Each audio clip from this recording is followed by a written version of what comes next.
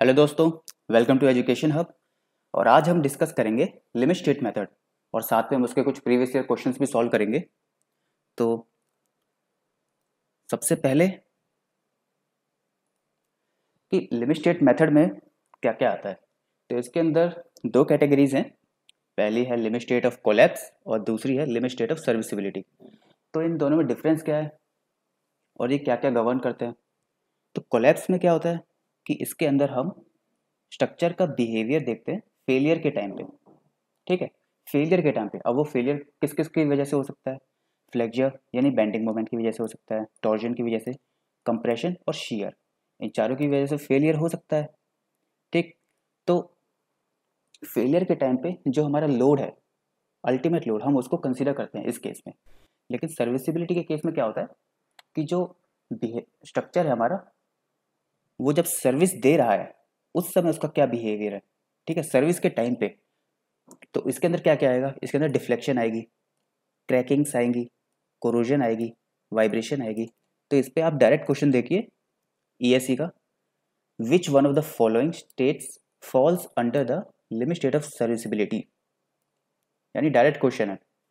और ऑप्शन देखिए आप, stability under load, loss for equilibrium, floor vibration, formation of mechanism. तो सीधा डायरेक्ट क्वेश्चन है फ्लोर वाइब्रेशन। ठीक है, कि वाइब्रेशन हो रही है तो ये सर्विसिबिलिटी के अंदर आएगा। ऐसे आप आगे देखिए इसकी अजम्पशंस। तो इसके अजम्पशंस क्या क्या हैं, तो इसमें आप देखिए कि सबसे पहला जो है कि मैक्सिमम स्ट्रेन जो है कंक्रीट के अंदर eight outer most fibre is 0.0035। ये सबसे पहली अजम्पशन है कि कंक्रीट में जो आउटर मोस्ट फाइबर है, जो ये हिस्सा है, ठीक है, तो यहाँ पे स्ट्रेन होगा 0.0035।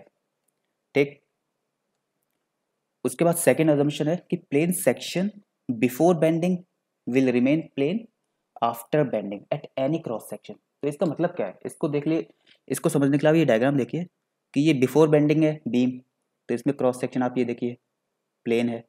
तो बेंडिंग होने के बाद भी ये क्रॉस सेक्शन जो है ये प्लेन ही है। तो ये हमारी अजम्पशन क्यों है, ताकि इससे जो हमारा स्ट्रेन डायग्राम है वो लीनियर आए। और जैसा आप देख सकते हो ये स्ट्रेन डायग्राम हमारा कंप्लीटली लीनियर है, तो इससे ये फर्क पड़ता है। ठीक है, तो ये हमारी सेकेंड अजम्पशन हो गई। और इस पर आप डायरेक्ट क्वेश्चन देखिए ईएससी का, RCC section under flexure, assumption that a plane section before bending remains plane after bending leads to। तो इससे क्या हमें पता चल रहा है, तो इससे पता चल रहा है कि strain distribution being linear across the depth, जैसा आप डायग्राम में साफ देख रहे हो। तो इससे हमें स्ट्रेन डायग्राम के बारे में पता चलता है। और इस अजम्पशन का फायदा भी आप सिंपल सा देखिए कि क्योंकि लीनियर है तो कैलकुलेशन सबसे आसान होगी, क्योंकि अगर इसमें नॉन लीनियरिटी आ जाती तो काफ़ी प्रॉब्लम्स आती। तो लीनियर है तो बिल्कुल आसान है, सिंपल है। ठीक है, अब अगला देखिए कि डिजाइन स्ट्रेस कितना होगा, तो वो होगा 0.67 एफ सी के बाय 1.5 यानी 0.45 F C K. Design stress is equal to 0.45 F C K, जो आप ये देख रहे हो। ठीक है, अब ये 0.67 एफ सी के क्या है, देखिए एफ सी के कैरेक्टरिस्टिक स्ट्रेंथ है। अब इसको 1.5 से डिवाइड करके 0.67 एफ सी के आया, तो ये हमें कोड में गिवन है। ठीक है, ये डायरेक्ट कोड में गिवन है कि 0.67 एफ सी के हमें डिजाइन स्ट्रेस यूज करना है। उसके बाद फैक्टर ऑफ सेफ्टी 1.5 का हमने लगाया है, उसके बाद वैल्यू आई हमारी 0.45 एफ सी के। ठीक है, तो 0.67 एफ सी के कोड के हिसाब से हमें वैल्यू है जो हमें यूज करनी होती है। ठीक है, नाउ नेक्स्ट अगला है कि टेंसाइल स्ट्रेस जो है, सारी tensile stress is taken by steel. तो ऐसा क्यों होता है, क्योंकि जो न्यूट्रल एक्सिस से नीचे का एरिया होता है कंक्रीट का, उसको हम कंसीडर ही नहीं करते क्योंकि वो बहुत वीक होता है। तो इसलिए हम कंसीडर करते हैं कि जितना भी नीचे टेंसाइल स्ट्रेस आएगा वो सब स्टील ले लेगा। ठीक, तो ये हमारी अगली अजम्पशन थी। अब नेक्स्ट है डिजाइन स्ट्रेस इन स्टील। तो टेंसाइल स्ट्रेस स्टील लेगा, अब वो टेंसाइल स्ट्रेस होगी कितनी, तो वो होगी एफ वाई, जो हमारी स्ट्रेंथ है स्टील की, divide by 1.15 factor of safety जो स्टील के लिए होता है, यानी हमारा आंसर आएगा 0.87 एफ आई। ठीक है, सिंपल है। अब अगला है कि मैक्सिमम स्ट्रेन कितनी होती है स्टील के अंदर फेलियर के टाइम पे, तो वो होती है मैक्सिमम स्ट्रेन जो होती है वो 0.87 F Y by E S plus 0.002। Simple, इसके अंदर कोई आपको कंसेप्ट नहीं है, ये कोड में गिवन है कंप्लीट। ठीक, तो इस पर आप क्वेश्चन देखिए, the minimum strain at failure in steel having yield stress 415 MPa and Young modulus 200 GPa as per limit state method of design. तो यानी आपको स्ट्रेन की वैल्यू बतानी है फेलियर पे, तो वो इस फॉर्मूले से निकल जाएगा। ठीक है, इसके लिए आपको FI चाहिए और ES चाहिए, दोनों आपको क्वेश्चन में गिवन है। ES आपको 200 दे रखा है, FI 415 दे रखा है, पुट करिए आपको डायरेक्ट आंसर मिलेगा।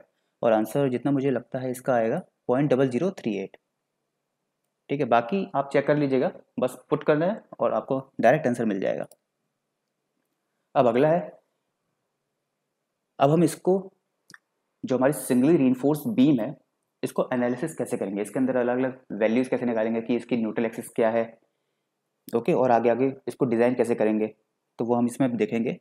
तो पहला है limiting depth of neutral axis, इसको हम एक्सियल लिमिटिंग भी बोल सकते हैं। ठीक है, तो limiting depth of neutral axis हमारी होगी आउटर मोस्ट कंप्रेशन फाइबर से लेके न्यूट्रल एक्सिस तक का डिस्टेंस। ठीक है, तो it is the maximum depth of neutral axis, it is achieved when concrete and steel attain the maximum value of strain at same time. ठीक है, तो ये है क्या, वो तो मैंने आपको बता दिया कि ये डिस्टेंस है आउटर मोस्ट कंप्रेशन से लेके न्यूट्रल एक्सिस तक का। लेकिन ये अचीव कब होती है, ये आती कब है, किस केस में आती है। तो इस केस को अचीव करने के लिए हम ये चाहते हैं कि कंप्रेशन में भी और टेंशन में भी, दोनों केसेस में जो हमारा स्ट्रेन है उसकी मैक्सिमम वैल्यू एक साथ अचीव हो। उस केस में जो हमारी न्यूट्रल एक्सिस की डेप्थ आएगी वो लिमिटिंग डेप्थ होगी। ठीक, तो इसके लिए इसकी वैल्यू निकालने के लिए हम स्ट्रेन डायग्राम यूज करेंगे और इसमें सिंपल जो ज्योमेट्रिकल फॉर्मूले होते हैं वो हम लगाएंगे, बस सिंपल। तो डायग्राम आप देखिए, सिंपल हमने सिर्फ फॉर्मूला लगाया axial limiting by D, axial limiting हमारा ये हुआ डिवाइड बाय टोटल डी। ऐसे ही सॉरी, हाँ ये वाला फॉर्मूला है। ठीक है, जब आप इसको सिमेट्रिकली आप डिफाइन करोगे तो आप इस तरीके से वैल्यू पुट कर दोगे और फाइनल वैल्यू हमारी आएगी axial limiting by D is equal to 700 by 0.87 FY plus 1100। तो इसको आपको याद करने की ज़रूरत है नहीं, डायरेक्ट आप इसको इस टेबल से याद कर सकते हैं। और ये डिपेंड करेगा स्टील के ऊपर, सिर्फ और सिर्फ स्टील के ऊपर, ग्रेड के ऊपर कोई, कंक्रीट के ऊपर कोई डिपेंड नहीं करेगा, सिर्फ स्टील के ऊपर। अगर 250 है तो 0.53 वैल्यू आएगी के की वैल्यू। इसको हम डिफाइन कर सकते हैं एक्स इज इक्वल टू में के डी, डी हमारी इफेक्टिव डेप्थ हो गई, तो के सिर्फ के चेंज होगा। तो 250 के लिए 0.53, 415 के लिए 0.48, 500 के लिए 0.46। ठीक है, अब इस पर आप क्वेश्चन देखिए डायरेक्ट, क्वेश्चन में भी आपको यही पूछा हुआ है सीधा कि इफेक्टिव डेप्थ डी है, तो जो न्यूट्रल एक्सिस की डेप्थ है आरसीसी के अंदर वो क्या हो सकती है। तो आपको तीनों ही वैल्यू दे दी 0.53, 0.48, 0.6, तो तीनों ही सही है। तो यानी कि any of the above depending on different grade of steel, तो यानी कि ये जो वैल्यू है ये सिर्फ और सिर्फ ग्रेड ऑफ स्टील पे डिपेंड करेगी हमारी।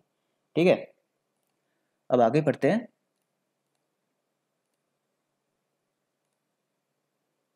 अब हम करेंगे स्ट्रेस एनालिसिस और उसको यूज करके हम कंप्रेसिव फोर्स और टेंसाइल फोर्स निकालेंगे।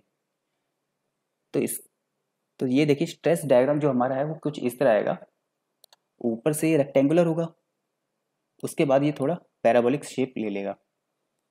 ठीक है, तो यानी कि जो कंप्रेसिव फोर्स होगी वो इस रेक्टेंगुलर सेक्शन के लिए अलग से आएगी और ये जो पैराबोलिक है इसके लिए अलग होगी। तो जो हमारी रिजल्टेंट फोर्स है वो हमको निकाल लिया है, जो हमें ये जो है ये हमारी रिजल्टेंट फोर्स है, तो हमको ये निकाल लिया। तो इसके लिए पहले हम ये जो रेक्टेंगुलर सेक्शन है इतना ऊपर वाला ये, और नीचे जो पैराबोलिक है इसको अलग अलग डेप्थ में डिवाइड कर लेंगे, इसकी अलग अलग डेप्थ निकाल लेंगे। तो ये हम स्ट्रेन डायग्राम से निकाल लेंगे कि ये जो रेक्टेंगुलर सेक्शन है ये यहाँ तक होगा, 0.002 से 0.0035 के बीच में जो डेप्थ है यहाँ तक होगा। ठीक है, ऐसे ही पैराबोलिक के लिए ये BC होगा। तो आप बस ये फॉर्मूला पुट करिए, BC by AC is equal to BC by BD AD। तो BC क्या है, BC हमारी ये डेप्थ है और डिवाइड बाई AC ये ओवरऑल डेप्थ है। ऐसे BE बाई AD ये स्ट्रेन डायग्राम पुट कर देंगे, हम स्ट्रेन की वैल्यूज पुट कर देंगे। तो ये हमारा आया 4/7। तो यानी जो पैराबोलिक सेक्शन है, जो नीचे वाला सेक्शन है BC ये जो BC है ये, इसकी वैल्यू आ गई पैराबोलिक सेक्शन की 4/7 XU, और जो रेक्टेंगुलर सेक्शन है ऊपर वाला ये, इसके लिए आ गई 3/7 XU। तो यानी ऊपर वाला 3/7 XU और नीचे पैराबोलिक 4/7 XU। ठीक, तो इसको यूज करके हमने सीधा रिजल्टेंट कंप्रेसिव फोर्स जो है वो हमने निकाल दी है, जिसकी वैल्यू है IS कोड के हिसाब से, जिसमें कोई चेंज नहीं करना आपको, 0.36 FC के BXU। ठीक है, FC का हमारा कैरेक्टरिस्टिक स्ट्रेंथ है, B विड्थ है, और XU ये हमारी depth of neutral axis. Okay, और ऐसे ही हमें टेंसाइल फोर्स भी निकालना है। तो इसके लिए तो ये तो बहुत सिंपल है, इसके लिए बस हमको स्ट्रेस जो आ रही है स्टील के अंदर वो इंटू में एरिया ऑफ स्टील, तो वो हमारा 0.87 FY इंटू में एरिया ऑफ स्टील। ठीक, तो हमारी दोनों वैल्यूज आ चुकी हैं, कंप्रेशन में भी और टेंशन में भी। उसके बाद हम निकालेंगे वाई बार। तो अब ये वाई बार है क्या? तो वाई बार है ये जो ये आपको आउटर मोस्ट कंप्रेशन फाइबर जो दिख रहा है, ये यहाँ से लेके ये जो रिजल्टेंट फोर्स है इसके बीच का ये डिस्टेंस जो है ये हमारा वाई बार है। ठीक है, और कोड के हिसाब से इसकी वैल्यू है 0.42 XU। इसमें कोई चेंज नहीं करना आपको, यही वैल्यू आपको याद करनी है। तो इस पर आप क्वेश्चन देखिए, पहला क्वेश्चन है stress strain curve of concrete is perfect straight line. गलत, a straight line up to 0.02 strain value and then parabolic up to failure. तो ये बिल्कुल सही है। ठीक है, क्योंकि पहले जो है ये रेक्टेंगुलर है यानी स्ट्रेट लाइन, एक तरीके से ये देखिए स्ट्रेट लाइन यहाँ तक 0.002 तक, उसके बाद ये पैराबोलिक बनेगा फेलियर तक। ठीक है, इस तरीके से पैराबोलिक जाके फेल हो जाएगा। तो हमारा ये क्वेश्चन सिंपल था, बी ऑप्शन इसका डायरेक्ट। अब अगला देखिए, consider the following cases in the design of reinforced concrete member in flexure. ठीक है, तो पहला ओवर इन्फोर्स, दूसरा टेंशन फेलियर, तीसरा कंप्रेशन, चौथा अंडर इन्फोर्स। तो हम जानना चाहते हैं कि आरसीसी के लिए फ्लेक्चर में सेफ डिजाइन कौन सा है। सेफ डिजाइन कौन सा है? तो सबको पता है सेफ डिजाइन होता है जिसमें टेंशन पहले फेल हो, उसको हम टेंशन फेलियर भी बोलते हैं या फिर अंडर इन्फोर्स। तो टेंशन फेलियर और अंडर इन्फोर्स यानी सेकंड एंड फोर्थ, यानी बी हमारा सही ऑप्शन है। एक सिंपल क्वेश्चन है, इसी तरीके के सिंपल क्वेश्चन आएंगे। अब अगला है, अब हम निकालेंगे मोमेंट ऑफ रेजिस्टेंस। ठीक है, कि जो हमारी बीम है वो कितना बेंडिंग मोमेंट रेजिस्ट कर सकती है। तो उसके लिए पहले हम जानेंगे लीवर आर्म। ठीक है, लीवर आर्म होगा हमारा D माइनस में वाई बार, और वाई बार हमने जाना था 0.42x यानी D माइनस में 0.42x। तो अब ये लीवर आर्म होता क्या है? ये जो आपको दिख रहा है ये हमारा रिजल्टेंट फोर्स है कंप्रेशन में, और ऐसे ही नीचे यहाँ पे टेंशन में फोर्स आएगा। तो इन दोनों फोर्सेस के बीच का ये जो डिस्टेंस है ये हमारा होगा लीवर आर्म। तो ये टोटल डिस्टेंस हुआ D माइनस में ये y2 बार, ये y बार 0.42 है। ठीक है, तो ये जो बचा हुआ डिस्टेंस है ये हमारा लीवर आर्म होगा। ठीक है, और इसको यूज करके हम मोमेंट ऑफ रेजिस्टेंस हमारा निकालेंगे। ठीक है, तो मोमेंट ऑफ रेजिस्टेंस का सिंपल सा फॉर्मूला कंप्रेशन और टेंशन दोनों साइड से हो जाएगा, फोर्स इंटू में डिस्टेंस, यानी फोर्स क्या है 0.36 FC के B इंटू में XU इंटू में लीवर आर्म D माइनस में 0.42x, और सेम टेंशन में भी 0.87 FY AST D minus 0.42x। Simple है, कोई दिक्कत नहीं है इसके अंदर। उसके बाद टाइप्स ऑफ सेक्शन, तो इसमें हम जानेंगे कि अलग अलग सेक्शन क्या होंगे। हमारे 3 सेक्शन होंगे जो कि डिपेंड करेंगे हमारी लिमिटिंग डेप्थ के ऊपर, कि जो हमारी डेप्थ ऑफ न्यूट्रल एक्सिस है वो लिमिटिंग डेप्थ से कम है ज़्यादा है उस पर डिपेंड करेंगे। तो पहला केस है जब हमारी डेप्थ जो है न्यूट्रल एक्सिस की ये लिमिटिंग डेप्थ से कम है, समझे? तो इस केस में अंडर रीइंफोर्स हो जाएगा। मतलब इसका मतलब है कि जो हमारी स्टील है वो पहले फेल होगी। ठीक है, स्टील पहले फेल होगी। और दूसरा होता है बैलेंस सेक्शन, जब हमारी XU जो डेप्थ है वो लिमिटिंग डेप्थ के बराबर आ जाए, तो इस केस में स्टील और कंप्रेशन दोनों एक साथ फेल होंगे। और तीसरा है ओवर रीइंफोर्स सेक्शन, इस केस में जो हमारी डेप्थ है वो लिमिटिंग से भी ज्यादा आ जाएगी। ठीक है, तो इस केस को बोलते हैं ओवर रीइंफोर्स सेक्शन। हालांकि हम यूज XU को ही करेंगे, हम XU लिमिटिंग से ज्यादा डेप्थ कभी यूज नहीं करते। ठीक है, तो हम XU को ही यूज करेंगे। तो ये 3 केसेस थे जिससे हम मोमेंट ऑफ रेजिस्टेंस निकालते हैं और सेक्शन को डिफाइन करते हैं कि अंडर इनफोर्स है, बैलेंस है, क्या है। ठीक है, अब लास्ट स्टेप जो है हमारा एरिया ऑफ स्टील कैलकुलेशन। तो यानी हमने मोमेंट ऑफ रेजिस्टेंस निकाल लिया, कंक्रीट में इतना मोमेंट हमारा आने वाला है, तो उसके कोरस्पॉन्डिंग हमें कितना एरिया ऑफ स्टील प्रोवाइड करना है, तो वो कैसे निकालेंगे। तो उसके लिए सीधा सा फॉर्मूला है कि जो बेंडिंग मोमेंट आया है उसको आप यहाँ पुट करिए, इधर देखिए, ये यहाँ आप वैल्यू पुट करेंगे, जैसे 1000 किलो न्यूटन आ गया, किलो न्यूटन मीटर, वो यहाँ पुट करेंगे, इजिकल्स टू में 0.87 FY AST D minus 0.42 X। आपको सारी वैल्यू पता है, आपको बस एरिया ऑफ स्टील निकालना है। तो आप बस इस तरीके से पुट कर देंगे, बेंडिंग मोमेंट डिवाइड बाय जो बाकी बची हुई वैल्यू है, तो इससे आपकी एरिया ऑफ स्टील आ जाएगी। ठीक है, सीधा इसी फॉर्मूले पे बेस है ये भी, इसमें कोई अलग से आपको फॉर्मूला नहीं है। तो इसके हम क्वेश्चन करते हैं। तो पहला क्वेश्चन है, पहला सवाल, flexural collapse in over reinforce beam is due to.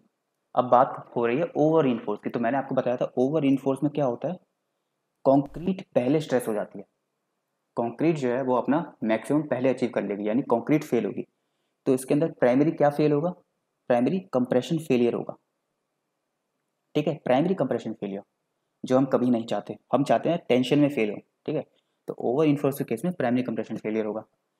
Next question, the distance between the centroid of the area of tension enforcement, जो हमने स्टील प्रोवाइड करी है उसका CG से लेके the maximum compressive fibre in RCC beam, उसकी CG से लेके जो कंक्रीट जो कंप्रेशन जोन में जो आउटर मोस्ट फाइबर है यहाँ तक का डिस्टेंस जो होता है उसे क्या बोलेंगे, तो सीधी सी बात है उसे क्या बोलेंगे, उसे इफेक्टिव डेप्थ बोलेंगे। यानी कंक्रीट जो है, यानी इसको मैं आपको सीधा दिखा देता हूँ, ये देखिए, ये जो आउटर मोस्ट फाइबर है यहाँ से लेके स्टील का CG जो है यहाँ तक आप क्या बोलेंगे, इसको इफेक्टिव डेप्थ ही बोलेंगे। तो सिंपल क्वेश्चन है, तो इतने सिंपल आते हैं, तो इसमें आपको ज़्यादा सोचने की ज़रूरत नहीं है। नाउ नेक्स्ट क्वेश्चन, तो ये क्वेश्चन है 2015 गेट का। तो इसके अंदर आपको सीधा डिज़ाइन करने के लिए बोला है, मोमेंट ऑफ रेजिस्टेंस निकालने के लिए बोला है आपको। ठीक है, तो जब भी आपको मोमेंट ऑफ रेजिस्टेंस निकालने के लिए बोला है तो पहले आप देखिए कि ये बैलेंस सेक्शन के लिए बोला हुआ है या नहीं। तो यहाँ पे फिलहाल कुछ नहीं बोला हुआ, तो अगर नहीं बोला हुआ तो पहले आप चेक करेंगे कि ये बैलेंस सेक्शन से डिज़ाइन होगा या फिर अंडर इन्फोर्स मेथड से। ठीक है, तो इसके लिए पहले आप क्या करेंगे, सबसे पहले आप एक्सयू यानी डेप्थ ऑफ न्यूट्रल एक्सिस आप निकालेंगे। तो पहले आप निकालेंगे एक्सयू लिमिटिंग, एक्सयू लिमिटिंग होगा डायरेक्ट जो कि स्टील पे बेस होगा। तो एक्सयू लिमिटिंग आप देखिए, एक्सयू लिमिटिंग का फॉर्मूला होगा 0.48D, क्योंकि स्टील जो है वो 415 है, तो सीधा 0.48 इंटू में D 144 आ गया। और ऐसे ही डेप्थ ऑफ न्यूट्रल एक्सिस निकालने के लिए आप C और T को इक्वेट कर देंगे, सीधा फॉर्मूला पुट किया और आपने एक्सयू की वैल्यू निकाल दी। ठीक है, जो आई 90। तो जो डेप्थ ऑफ न्यूट्रल एक्सिस है वो कम है, इस लिमिटिंग से कम है, तो यानी कि ये क्या है, ये अंडर रीइंफोर्स सेक्शन है। तो आपने सबसे पहला काम क्या किया, आपने ये चेक किया कि ये अंडर रीइंफोर्स है या ओवर रीइंफोर्स है या बैलेंस है। ठीक है, तो अंडर रीइंफोर्स है तो इसका मतलब क्या है कि हमको ये एक्सयू जो डेप्थ ऑफ न्यूट्रल एक्सिस निकाली है ये वाली वैल्यू हमें ये यूज़ करनी है। ठीक है, अब हमको बोला है मोमेंट ऑफ रेजिस्टेंस निकालने के लिए, तो सीधा आप फॉर्मूला पुट कर दीजिए, moment of resistance equal to 0.36 FC के BXU D माइनस में 0.42 X। तो B D ये तो डायमेंशन है, ये सब आपको गिवन है, FC के आपको 25 गिवन है।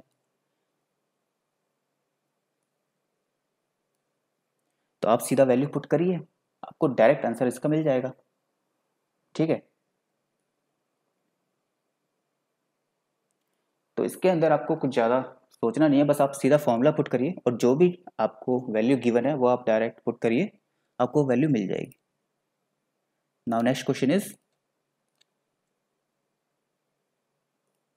हाँ इसमें देखिए, a single reinforced rectangular concrete beam, उसकी विड्थ दे रखी है, इफेक्टिव डेप्थ दे रखी है, उसकी कैरेक्टरिस्टिक स्ट्रेंथ दे रखी है 20, स्टील की टेंसाइल स्ट्रेंथ दे रखी है 415। ठीक है, और जो स्ट्रेस डायग्राम जो बनेगा हमारा वो IS कोड के हिसाब से है, यानी कि जो भी हमने अभी तक पढ़ा है सेम वैसे ही IS कोड के हिसाब से। लिमिटिंग वैल्यू ऑफ डेप्थ भी आपको सीधा इसमें तो फॉर्मूला भी दे दिया 0.48 इंटू में डी करके हमारी limiting value of depth of neutral axis हमारी आ जाएगी। तो अब ये पूछ क्या रहा है, अब ये पूछ रहा है कि लिमिटिंग वैल्यू जो है मोमेंट ऑफ रेजिस्टेंस की वो क्या होगी, यानी सीधा सा है आपको मोमेंट ऑफ रेजिस्टेंस निकालना है। तो उसके लिए सेम एग्जैक्ट जो हमने पहले किया है सेम वही क्वेश्चन है। आपको एक्स का सीधा फॉर्मूला भी इन्होंने दे दिया इस केस में, तो एक्स हो गया 0.48 डी, वो हमारा 158 आ गया, ठीक है। और इसमें बोला भी हुआ है कि लिमिटिंग वैल्यू निकालनी है, यानी जो इसमें हम बीम को कंसीडर कर रहे हैं वो अंडर इनफोर्स नहीं है, वो बैलेंस्ड है। लिमिटिंग वैल्यू जहाँ आ जाए वहीं आप समझ जाओ कि ये बैलेंस सेक्शन की बात कर रहा है, ठीक है। तो हम एक्चुअल लिमिटिंग को ही यूज़ करेंगे इस केस में, और मोमेंट ऑफ रेजिस्टेंस का डायरेक्ट फॉर्मूला हम लगा देंगे 0.36 F C K B X U D minus में 0.42 एक्स, सिंपल। और आप पुट करिए, सॉल्व करिए, आपको 45 आपकी वैल्यू आ गई। तो सिंपल क्वेश्चन है, कुछ नहीं है इसके अंदर, बस आपको फॉर्मूला याद रखना है, सबसे इंपॉर्टेंट फॉर्मूले होते हैं। फॉर्मूला याद है तो आप डायरेक्ट क्वेश्चन कर लेंगे। बस आप फॉर्मूला पुट करिए और वैल्यू चेक करिए कौन सा गिवन है कौन सा नहीं गिवन है, और जो नहीं गिवन है वो आप थोड़ा दिमाग लगाइए और निकालिए उस वैल्यू को। अब अगला क्वेश्चन देखिए, इसमें आपसे पूछा हुआ है कि इसी सेक्शन के लिए एरिया ऑफ टेंशन स्टील कितना होगा। तो सिंपल क्वेश्चन है, बेंडिंग मोमेंट तो आपने निकाल लिया, ठीक है 45, तो 45 इज इक्वल्स टू में मोमेंट ऑफ रेजिस्टेंस का फॉर्मूला लगा दो फिर से, लेकिन इस बार आप स्टील वाले सेक्शन से लगाओ, मतलब 0.87 एफ वाई इंटू में A S T D minus में 0.42 एक्स। तो ये सारी वैल्यूज तो आपको गिवन है, और आपको निकालना क्या है, एरिया ऑफ स्टील, जो कि ये है। तो बस सब गिवन है, ए एस टी निकालना है, तो आप सॉल्व करिए इसे, आपकी वैल्यू आ जाएगी ए एस टी में 473, यानी आंसर आपका है ए, ठीक है। तो इस तरीके के सिंपल